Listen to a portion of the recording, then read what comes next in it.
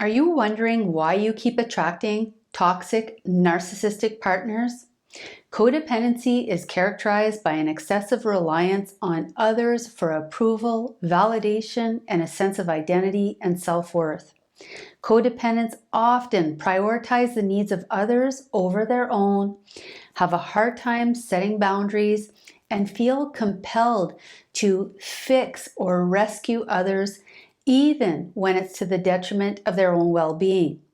But there is a selfish side to codependency that we often don't talk about out of fear of making victims of narcissistic abuse feel more shameful than they already do. So let me start by saying that this video is not about shaming or blaming, but it is about the sense of personal responsibility that's required to transform your life and break free from codependent relationships.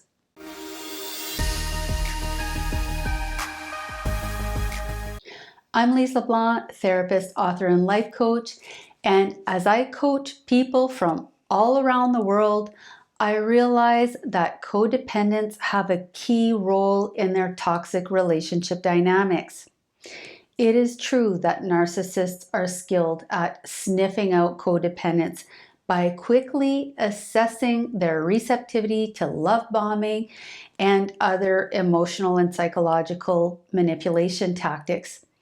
Once a codependent has allowed a narcissist to hijack their rewards, pathways, and attachment system, it will be very, very difficult for them to break free from the relationship, no matter how bad it gets. So in today's video, I will explain 7 reasons why codependents seem to have this superhuman ability to put up with the narcissist's absurdly unreasonable, intolerable, abusive, manipulative behavior. If you missed my video on the 7 traits and tendencies of a codependent, please click on the link above. And if you like my content, please do me a quick favor and like, comment, subscribe, hit the notification bell. This helps my channel grow and get my content out to others who need it. And also stay tuned, I will be launching my membership site soon. Okay, so once a toxic relationship and dynamic is formed between a codependent and a narcissist, here are 7 reasons why it is so hard for the codependent to break free. Number 1 is the fear of abandonment. Codependents often have a deep-seated fear of abandonment, which the narcissist fully exploits to maintain control. So the narcissist will often threaten the relationship in fundamental ways anytime the codependent tries to stand up for themselves or set limits. Think about it. If your partner has been depending on you heavily to serve them and meet all of their needs, then what happens if you decide to start attending to your own needs and goals? Once they realize that you're no longer jumping through hoops to gain their approval, no longer bending over backwards for them, they may have no more use for you, and they may decide to end the relationship in favor of finding someone who is willing to play their part in the toxic and codependent dynamic. So let's just say if you've been in a codependent role for a while, and let's say you go to therapy and you start learning to set boundaries, practice self-care, self-respect, self-compassion, healthy communication that focuses on mutual needs fulfillment. All things, by the way, you can learn in my toxic relationship recovery program that I linked in the description section of this video. If this is your case, the narcissist will not be happy. In fact, any reduction in the level of support and services you are providing to them will be met with serious backlash, often including ultimatums and threats to the relationship, which may intensify your fear of abandonment, causing you to fall back into your role of trying to please and appease the narcissist, abandoning your efforts to stand up for yourself and be an equal partner in this relationship.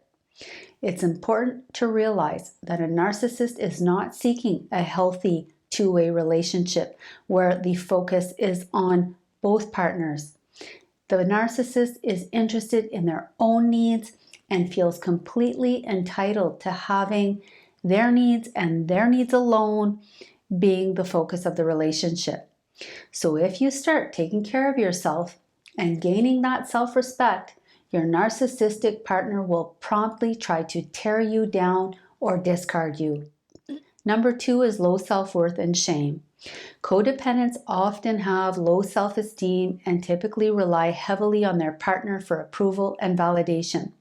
So when the narcissistic partner shows dissatisfaction or disappointment, when they pull away their attention, it reinforces the codependent's belief that they need to do and be more in order to be worthy of the narcissist's love.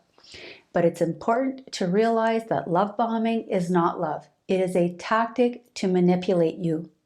That intense validation has a high price tag, and it will eventually make you feel like an addict who is dependent on the inconsistent rewards from the narcissist, which will become fewer and farther between, making you feel increasingly inadequate, unworthy, and shameful as your role in the relationship becomes one of soaking up all of the blame, being fully responsible for fixing the relationship and fixing your defective self. And unfortunately, this is often a role that the codependent had in their family dynamics as well. So they're already pre-trained, making it easy for the narcissist to manipulate them using guilt trips and other shaming tactics. Number 3 is a sense of duty and obligation. Codependents take on extra responsibilities that rightfully belong to their partner out of a sense of duty and responsibility, often to satisfy their own need to be needed, as well as relieve their own feelings of shame. Codependents typically have a lot of conditioning around what it means to be a good and nice person, with most of their self-worth attached to being liked and being needed. So a codependent often gains a false sense of security by having other people depend on them heavily, to a point where they are often doing almost everything for their partner, believing that their partner will never leave due to the fact that they've become so dependent. Of course, the narcissistic partner is quite happy to have a full-time servant. But what the codependent might not realize is that the narcissist is an expert at finding codependent partners. And they are not counting on you specifically, but rather counting on someone like you who will serve them. So if you go to therapy to address your codependent traits and tendencies, you will find that the narcissist has no more use for you. In the case of a narcissist who believes that divorce is shameful, then you will probably experience an emotional discard instead, where you'll coexist miserably with your narcissistic partner, experiencing their disdain and contempt for you on a daily basis. However, if you do continue to play your part correctly, over time, the weight of your responsibilities can be incredibly heavy and overwhelming, making you feel suffocated, like you're drowning.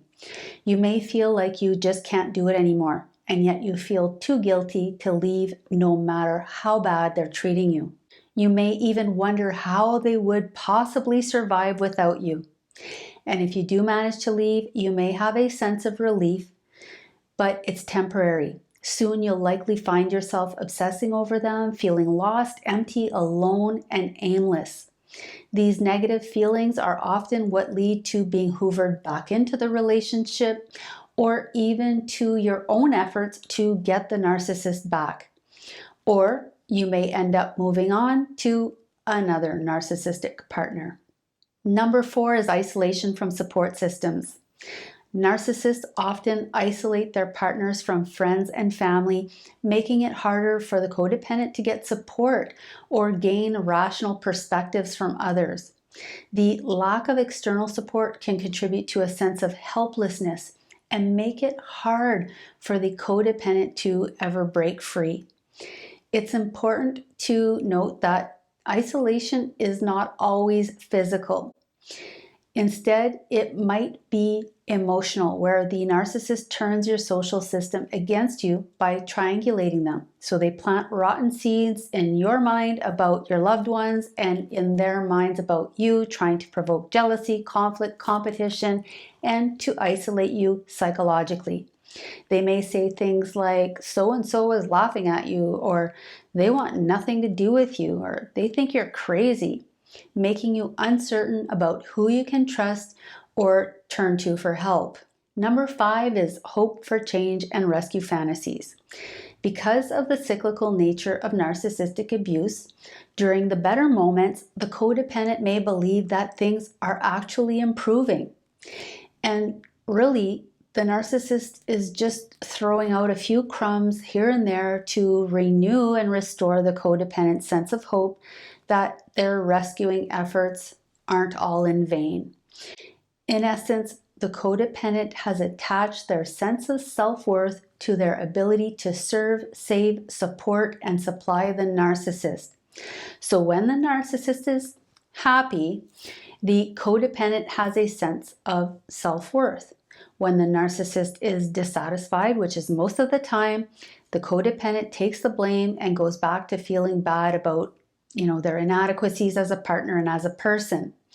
So any little sign that the narcissist is changing for the better provides false hope. And this hopeful mindset can stop the codependent from seeing the reality of the situation and breaking free from the toxic dynamic. And if you do try to break free or shift out of your codependent role, you will be painted the abuser. A narcissist will rewrite history, change the details, frame you as the bad guy, create a new narrative to explain why they need to discard you and protect themselves from you. Number 6 is trauma bonding. The cycle of intermittent rewards and punishments in narcissistic relationships can create a powerful bond between the narcissist and the codependent, known as a trauma bond.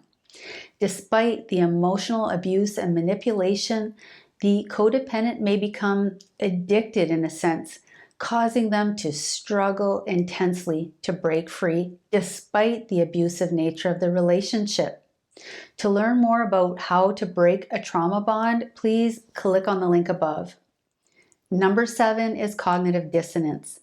Narcissists often engage in gaslighting, which is a form of psychological manipulation aimed at making the victim doubt their own perceptions, judgments, memories, and their sense of reality, making it very difficult for the codependent to trust themselves and make decisions that are in their own best interest.